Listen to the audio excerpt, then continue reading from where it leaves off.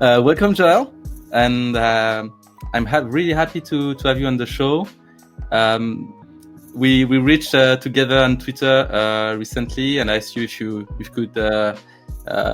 would agree on discussing around those topics you share on Twitter in general. This is where we met, basically.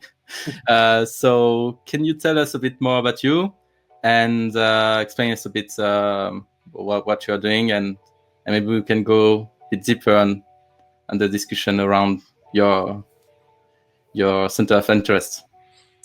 Sure. Yeah, no, thanks for inviting me. It's great to do this. Yeah, we did meet on Twitter. I think you and I share some common interests or common themes in some of the stuff that we talk about on Twitter. Yeah, exactly. Yeah, so that's good. Yeah, I'm a UX designer in the career-wise, I guess you could say. I'm the CEO of a new company called Peekerton, and we basically do like UX-style research for investors.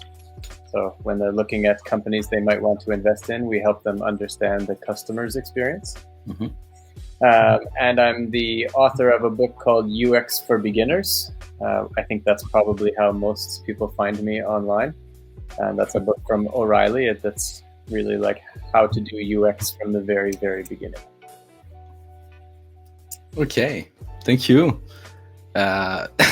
So I read really often on Twitter some lines you put, like sometimes this seems like controversial. I guess this is the point, is like to raise some thinking around, and I think it's always or often goes around the fact that maybe we are not well, for the beginners in the field of design, maybe not so well thoughts around about this topic, and maybe it's the point of your book, but maybe if you can develop a bit on this topic. Yeah, I think I don't know if I want to be held responsible for 100% of my tweets, maybe, but no, there's always something good in the background, regardless of how I choose the words. But sometimes I think it's beginners. I sympathize with beginners trying to get into UX or trying to learn how to do this stuff, mm-hmm. because first of all, it's big. It's not a straightforward thing to learn. But then there's also lots of noise on the internet. There's people teaching badly, and there's lots of companies and boot camps and books that are trying to teach without really knowing the fundamentals themselves. But then I think even if you're not a beginner, I think there's a lot of like counterintuitive things about humans and behavior and design, and it all mixed together in ways that are not obvious.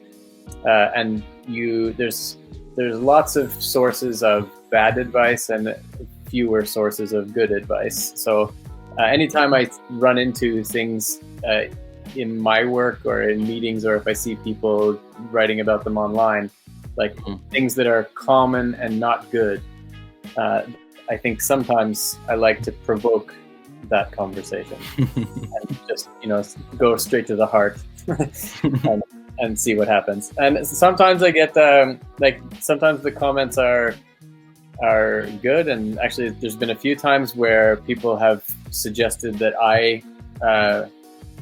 use different names for things. I think like in UX for Beginners, I talk about anti-UX. Yeah. Anti-UX is the idea that you sort of work against the user a little bit to make sure they don't make a mistake. But you make it a little harder to make big mistakes, so you help them. And I think when I tweeted about anti-UX, one of the common things that came back in the replies was that wasn't a very good name for it, because anti-UX almost sounds like it's against UX, not using UX against the user in company. Yeah. But the suggestion was that we call it appropriate friction instead. Yes. And after a bit of conversation, I like that. I think appropriate friction is a good name. So like just because I'm loud doesn't mean I'm perfect. Yes. Well, I think I saw this tweet about anti-UX and make me react at the beginning, because it felt like exactly as you said, like, well, if we read your explanation of the reason you call it anti-UX, it doesn't feel like it is really anti-UX.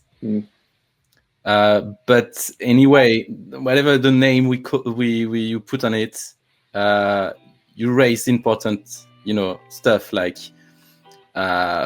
it's a simplification of the idea of UX is that we remove friction. Exactly. So that was where it came from in the beginning. That's why I tweeted anything about that. I see it all the time, that especially beginners, but not only beginners, think that UX, if perfect UX is fast and easy. That's the idea. But there are some major exceptions to that are important. Yes. Like deleting your whole account should not be fast and easy. Yes. Yeah. And preventing users to do any type of error.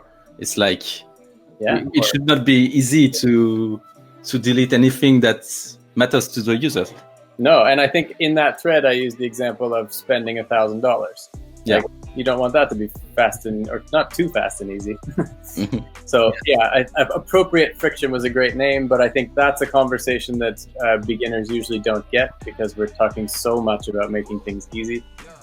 And then, so I think when you start to, anytime I've taught classes, I think actually there's always a few people in the class that their mind expands a little bit when they start thinking about design as a way to lead people or to change behavior or create behavior, rather than just showing somebody visual stuff.